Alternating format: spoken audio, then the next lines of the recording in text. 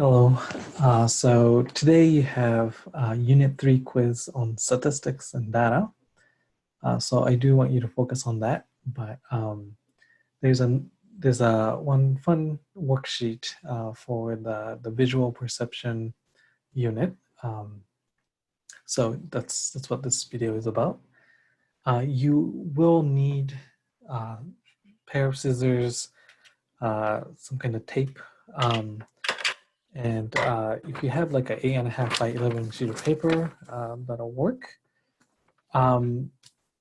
If you have, if you don't have an 8.5 by 11 sheet of paper, maybe you could take like a piece of mail trash that you were gonna throw away anyway, and just a piece of paper will do. Okay, so let's get right to it. I think you'll enjoy it. It'll be crafty. Okay. So, so this worksheet is on perspective and spatial paradoxes. So let me just present you some artwork by Mc Escher. So he's probably the most famous artist who has created a lot of artworks in this direction. So you should Google it because there's lots and lots of his work. But here's two representative ones that I kind of wanted to show you.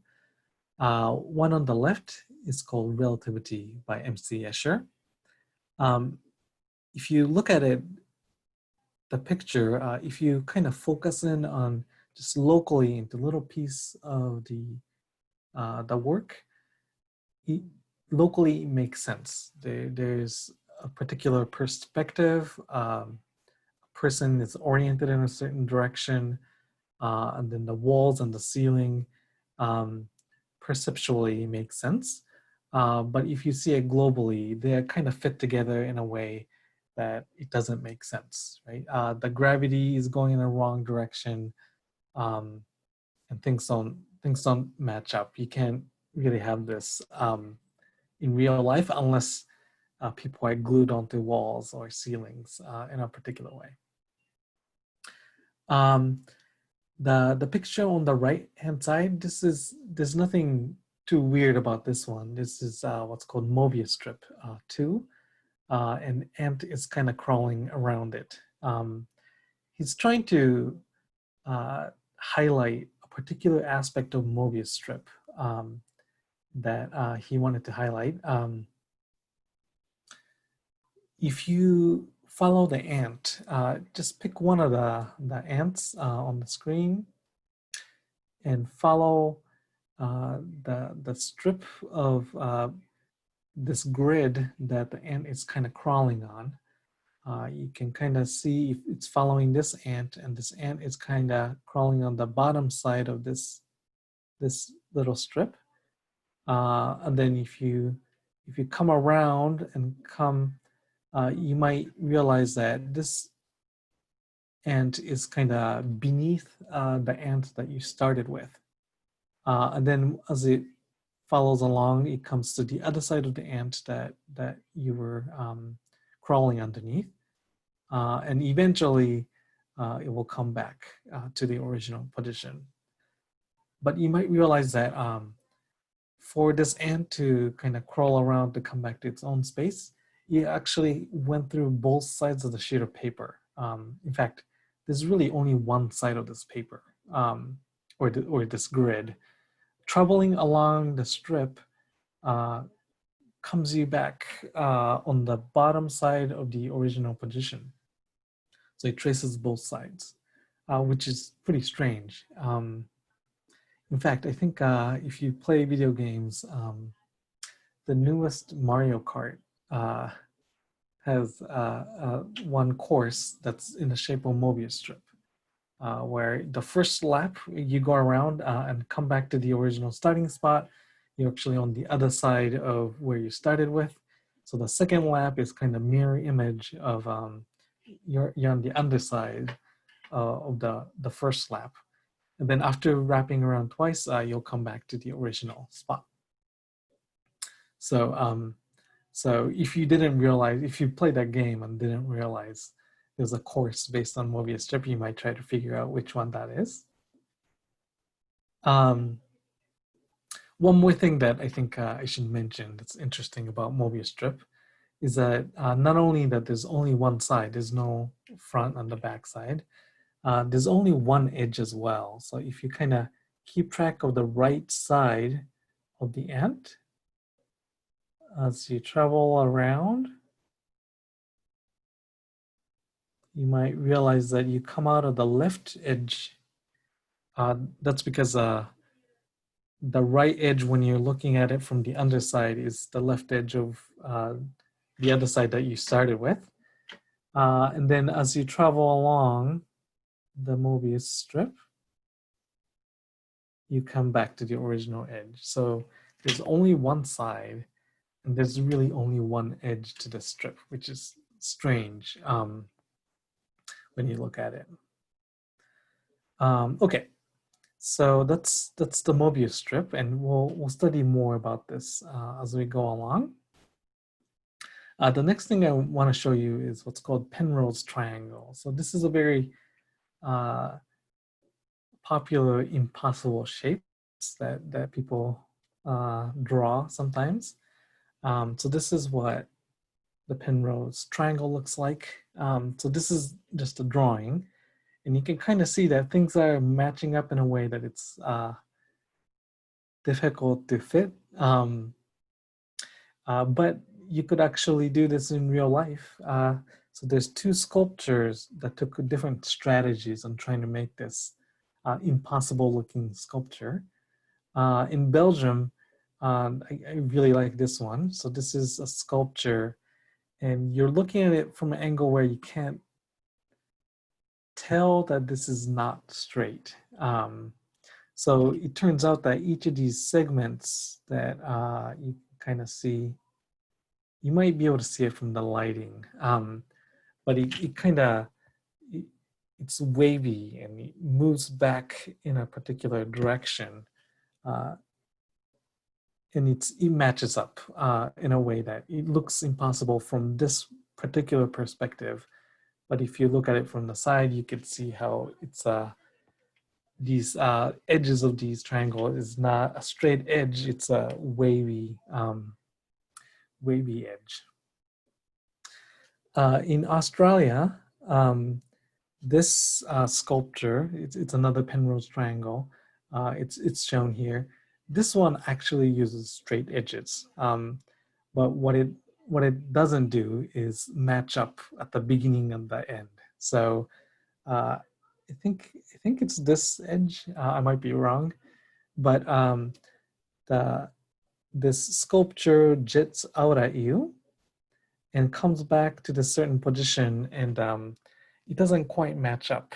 But if you look at it from a particular perspective, it looks like it matches up. One is in front of the other. So when you look at it from this particular direction, you'll get a Penrose triangle, or at least it looks like it, right? It's pretty cool. I think I really like the Belgium one. I want to model that. Maybe I could 3D print it. Yes, okay. So we're gonna get to crafting in a bit. But I think what I want to talk about you next is kind of motivate why is there mathematics around this? Like why do you really care? Okay, it's kind of cool. There's only one side and one edge. It seems impossible at first, but now that you've seen it, maybe that's it. I want to show you some motivation on why you might want to study something like this. So Mobius strip is an example of how like a strip could be connected back up. But it turns out that there are a lot of restrictions and patterns on how things could be connected, and studying what's possible and what's impossible is very helpful. So one way you might apply things that you know about how things could connect up is to talk about what kind of space do we live in. So let's say we're looking at Earth, and we're very tiny beings stuck on the surface of the Earth. And locally, like just the way you look around yourself, it looks flat, right? So if you were a tiny person on Earth, it's way tinier than how I've drawn. Each of those person that's living on a sphere or flat surface or on even a donut, locally, if you can only see a tiny little piece around you, then it looks flat. So how could we distinguish between the two? Just by looking at your local surroundings and maybe trying to deduce something that's happening in a global way. So remember that a lot of themes in the paintings by Mc Escher is that locally it makes sense. Like if you just look around you, it looks like something that could exist. But how it matches up as a whole, there's something wrong with it. So, and you might know that there's a tiny little conspiracy group on maybe on YouTube that think the Earth might be flat. And you might, if you distrust certain sources of information, and you watch these videos, you might get convinced that maybe that is the way it looks, and so maybe that's the way it is. And you might ask, well, what kind of experiment could you run? Like, how can you prove you live on one or the other? So I think the version of the flat universe that flat earthers are suggesting is that it's flat and it ends. So one way to prove that would be find an edge on Earth where it ends. So if there's a big old cliff where you just kind of fall off, if you can demonstrate that you found it, then that's one way to prove that Earth ends, I guess. Or maybe their version includes like a little wall that's surrounding it. If you can find a wall, then that's different from what's happening in this sphere Earth and donut Earth. Or there might be a version of flat earthers who might think maybe it's flat and it goes on forever. I don't think that's the model that the flat earthers are suggesting, but it's a conceivable possible Earth. Okay, so what I want to do is not maybe beat up on the flat earther, but maybe beat up on a different group of people that I was angry at when I was undergrad. So when I was undergrad and math major, I was learning about these mathematics of shapes. It's called topology. And I was also playing a video game called Skies of Arcadia. I am totally dating myself, I think. Okay, so this particular game was on, I think, on GameCube. And it's a role-playing. You're like a sky pirate. And you have this like a ship that flies in the air, and you fly around the world and do some adventuring. I don't remember too much about the details, but there's one particular detail that I remember quite a bit. So there was a particular achievement that got unlocked. So you have a world map, and you're riding this sky ship, right? And when you go off one edge of a map, you come out the other. So this is indeed what would happen on a regular world map. If you're traveling east, you wrap around and come back out of the west end of the world map you're looking at. So at that point, the game like goes like, hey, you unlocked an achievement. You discovered that the world is round, with a picture of spherical Earth. But if you kind of think about it, that alone doesn't tell you that you live on a sphere. You could have actually lived on a donut and traveled around the long direction, or maybe you traveled along the ring part and then you came back to the original position. So you might illuminate this type of world, but it hasn't illuminated other shapes. And it's also possible that it could live in a cylinder as well, like a toilet paper roll. Anyways, in fact, I think I could argue using mathematics that the world at Skies of Arcadia that I was playing in was actually donut shaped rather than Earth shaped. So one way to prove something like that is to what's called Jordan curve theorem.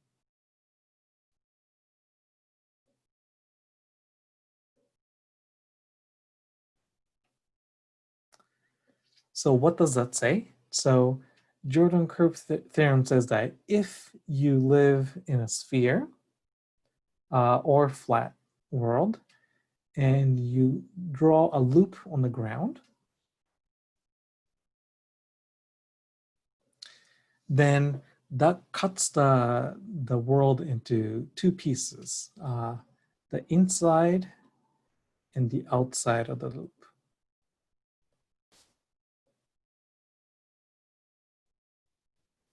Okay, this is what always happens, and you can mathematically prove that. I won't go through the proof here because it's a little bit involved. But if you live on a flat world or sphere, no matter how you draw your loop, you'll cut the piece into two pieces. But it's actually possible to draw a loop on a donut where that does not happen. So if you draw a loop along this way, then maybe you call this side the inside. But look, if you kind of go into the middle part of the donut and wrap around the other way, you come to the other side of the loop. So it's actually still in one piece, even if you cut along that long thing. And that's not possible on sphere or flat Earth. So you could actually, so if you draw a long loop and come back from the other side, you have cut the world into two pieces. So this is what would be true on like a regular world map or Earth. If you go to the North Pole, then you'd come out the north end of the other side. It's not, if you go up, it's not, North Pole is not connected to the South Pole, so it doesn't wrap around that way. But that's exactly what the Skies of Arcadia did. So if you go off the north end of the map, you came out of the bottom end. So you can show that the top side of this region is actually connected to the bottom side by traveling to the other side without going through cutting through the loop. So actually, in Skies of Arcadia, you live in a donut-shaped world, mathematically speaking. And that's kind of how like Pac-Man works as well. In Pac-Man, if you go off the right edge, you come out of the left edge. And if you go up off the screen, on a certain versions of Pac-Man, you come out of the bottom of the screen. So that's a donut-shaped world, not a spherical-shaped world.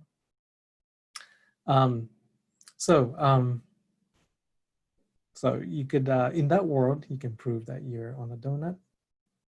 And the achievement that told you that you proved that the earth was round was actually incorrect. Anyways, I hope you found that interesting. Many games still get that wrong. I think it's easy to program that you kind of wrap around. If you go off the top, you come out the bottom. But to do the spherical world correctly, you can't do that. Okay, so maybe that's application in our world, how a world could look like. And if you're looking at a bigger scale or smaller scale, you could ask similar questions. So you could ask the question about what is the shape of our universe? So it's now a three-dimensional problem. So this is locally two-dimensional. It looks flat locally. But in our universe, there's three dimensions, right? There's front and back, left and right, and up and down, three different directions. And many people believe that it goes on forever and not wrap around. But would you, if it was to like kind of wrap around in a particular way, how is it possible? So there's like a next dimension version of the sphere, what's called a hypersphere, that it's possible that our universe is shaped that way. In fact, they are one of the main theory that's proposed is exactly that. So there's been physics experiments that's trying to find certain kind of curvature on a universe. And as far as we can tell, it looks indistinguishable from flat version of the universe, but it might be because we can only experience a small patch of our universe and we can't measure it well enough. It's possible that that's the case.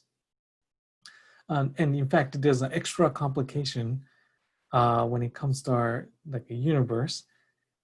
If the universe wrapped around and if you looked far enough, that there was the Earth there. But depending on how far it is, light takes time to travel. So our Earth itself is less than 5 billion years old. So if it's more than 5 billion years away, the Earth hasn't even formed yet. So we would see a version of our solar system where it hasn't even formed if it's more than 5 billion light years away. So would we, like, how would you design an experiment where is what we're looking at the older version of our Milky Way? So you might ask a question or design experiments around trying to determine what's correct. And it's not just the large scale. There are questions in small scale as well. So there's what's called string theory or superstring theory, where one proposed version of the universe has very small wrapped around dimensions that we can't even see. And they're proposing that the universe is either 10, 11, or 26 dimensions. I think those are the three possibilities that they proposed. And they're not just taking those numbers out of thin air. There are mathematical reasons why, well, from what we see, it would be possible if it was this many dimensions. So they eliminated a lot of numbers of dimensions based on physics experiments and mathematically works out in those dimensions. It is not actually observed. We haven't seen those tiny dimensions wrapped around. So it hasn't been experimentally proven, but mathematically it's proposed as a possibility. So you could eliminate certain number of dimensions, just like we did with the skies of Arcadia. We eliminated possible shapes of the universe depending on what we saw. Okay. Studying shapes has applications in chemistry as well. So the Mobius strip that I haven't shown you how to build it yet, but it turns out that there's two different Mobius strips that you can make. There's the right-handed version of the Mobius strip and the left-handed version of that. The direction of the twist is different. So chemicals are made up of elements with bonds between them, and they have a particular shape. And sometimes there's a right-handed version and the left-handed version of the same chemical makeup, but it's a mirror image of each other. If they are different chemicals, you can't morph one into the other without breaking these bonds. Then they're different, what's called different chiral chemicals. And sometimes, a lot of times they have different physical properties. So one version of this chemical might be a medicine to treat certain symptoms, and another version, the mirror image version of that chemical, might be a poison to human, right? So they have different properties. In fact, I think maybe the best example of a chiral chemical might be like a DNA. So DNA is wrapping around in a particular direction. The mirror image is totally different molecule. And some chemicals do not have chirality. The mirror image is itself, or you can morph it into itself. So in those things, it doesn't have different physical properties. So that's shapes of molecule or chemicals does make a difference. Another chemistry application is what's called Buckyball. So these are spherical shaped chemicals, and it's made up of carbon that is hexagons and pentagons. So sorry for my drawing there, but it kind of looks like a soccer ball. So soccer ball, at least the old school soccer balls, are made up of pentagons, which are black, and hexagons, which are white, and you make a sphere of them. And there's a mathematical restriction to that shape. It turns out that you can change the size of this buckyball by putting in more hexagons into the picture, but you can't change the number of pentagons. So the number of pentagons have to be 12 no matter what. If you try to make a spherical shape using only pentagons and hexagons, you have to have 12 pentagons no matter what. You can prove that, and that's called the soccer ball theorem. But it's actually possible to have different number of hexagons. In fact, I think you could make a spherical shape with just pentagons, 12 pentagons. It's called dodecahedron, and no hexagons. If you put some hexagons in, you can make a soccer ball. You can put in way more hexagons and make a larger, rounder buckyball. But no matter how many you have, how many hexagons you have, the pentagon has to be 12. Pretty cool, right? Anyways, so that's chemistry application.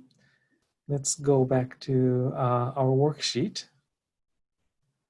So what I want you to do now is kind of take out the sheet of paper and follow along and make some cylinders and Mobius strip with me. So I asked you to prepare like a sheet of paper. So 8.5 by 11 works great.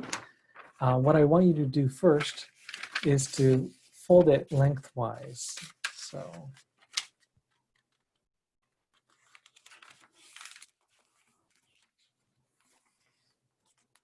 Okay. So you have 8.5 by 11 sheet of paper folded vertically this way. What I want you to do is fold that in half again in the same direction. So it's like a vertical strip. So fold it twice in a row.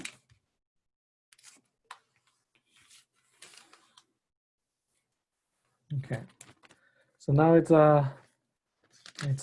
vertical strips, and if you unfold it, there's a crease that cuts the rectangle into 4 strips. It's a perfect shape if you fold it one more time. So fold it in half one more time in the same direction. So it's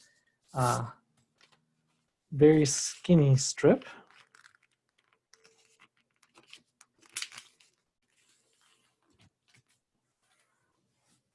Okay.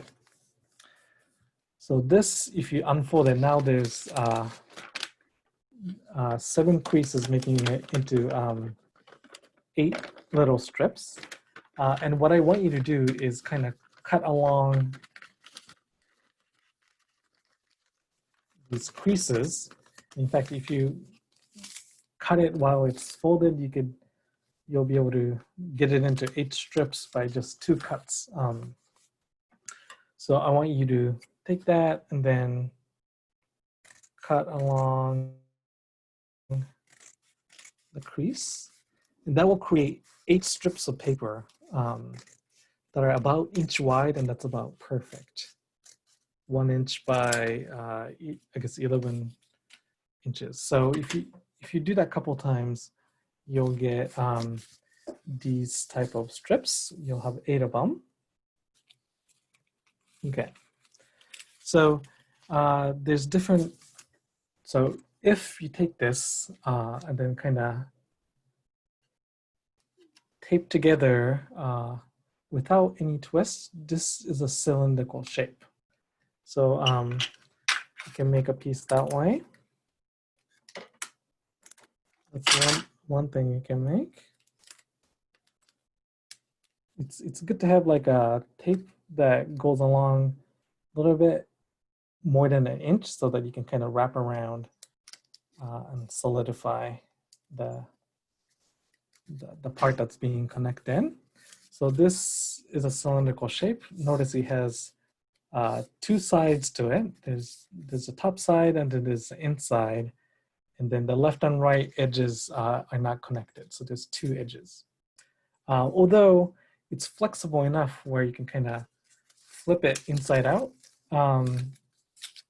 So the inside could come on the outside, but it's still 2 sizes.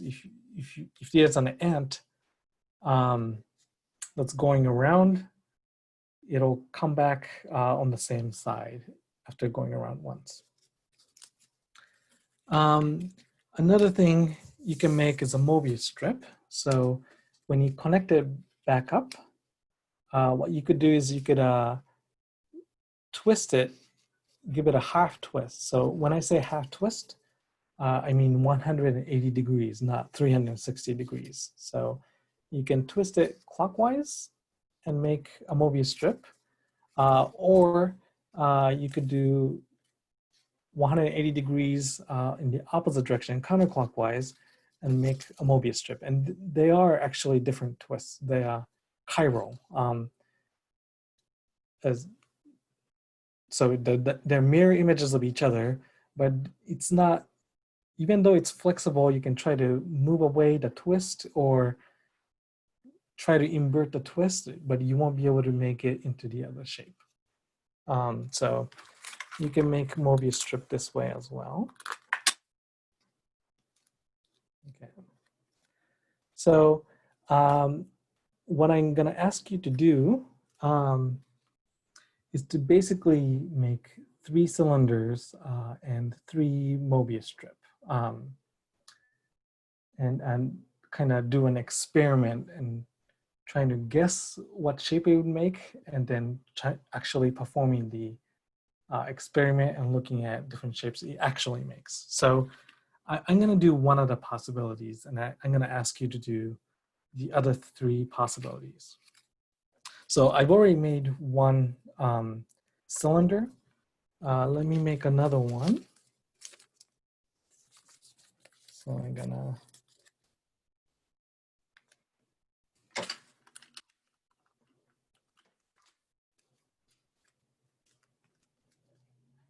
and it just dawned on me that instead of sharing the screen, maybe I should stop sharing so you have a better angle of what I'm doing.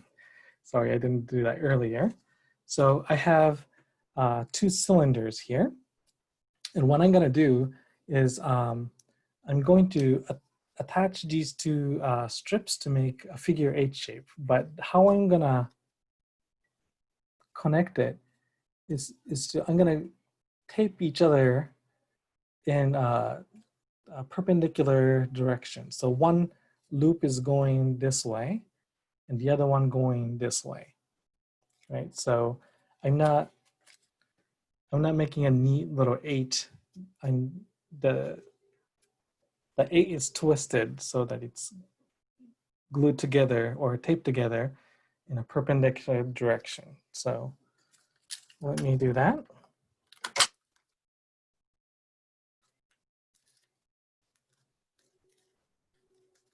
Okay.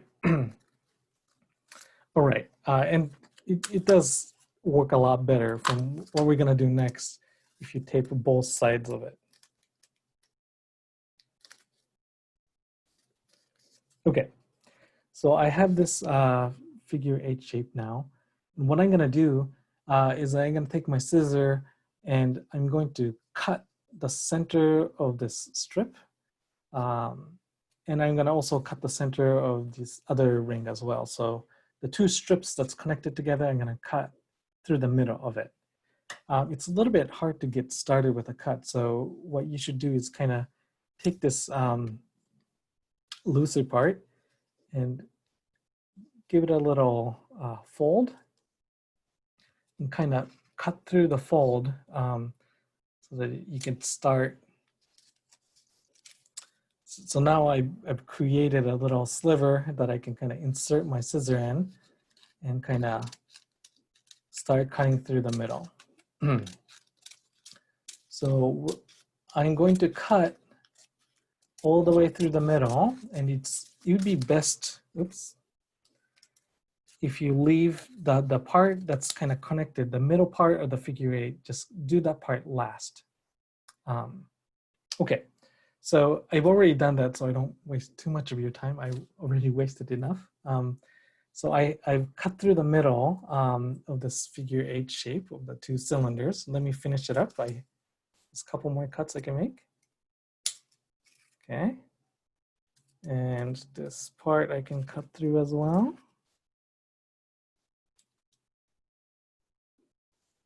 Okay.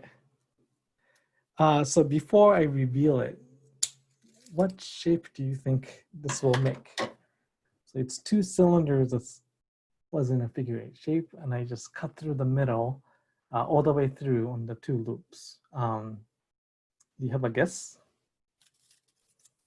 Okay. If you open it back up, you'll get a square shape. It's a perfect square. So maybe you were able to guess that. Maybe you weren't.